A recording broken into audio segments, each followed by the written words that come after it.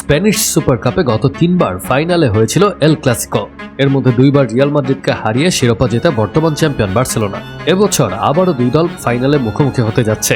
সেমিফাইনালে জেদ্রার King Abdullah sports সিটিতে 2-1 গোলে অ্যাথলেটিকো মাদ্রিদকে হারিয়েছে রিয়াল মাদ্রিদ।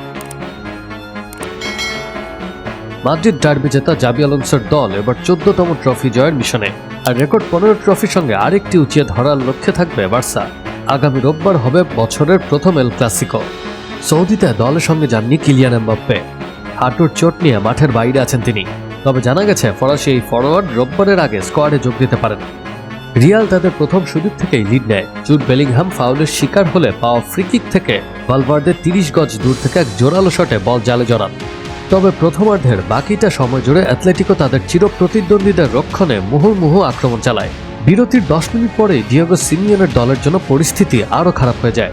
ম্যাচের দ্বিতীয় গোলটিও ছিল ব্যক্তিগত নৈপুণ্যের এক চমৎকার নিদর্শন। ভালভার্দের পাস থেকে পাওয়া বলটি নিয়ন্ত্রণে নিয়ে অ্যাথলেটিকোর রক্ষণকে ফাঁকি দিয়ে এগিয়ে যান রদ্রিগো। এরপর ঠান্ডা মাথায় ওবলাককে পরাস্ত করে বল জালে জড়ান তিনি। তবে অ্যাথলেটিকো দ্রুতই ম্যাচে ফেরে। সোরলোথ নিখুঁতভাবে গোলটি করেন। ম্যাচ চলাকালীন সাইডলাইনে বিবাদে জড়িয়ে পড়েন ভিনিসিয়াস জুনিয়র ও অ্যাথলেটিকো কোচ সিমিওনে। দুজনকে হলুদ কার্ড দেখতে হয়। শেষ পর্যন্ত রিয়াল তাদের লিড ধরে রেখে জয় নিশ্চিত করে।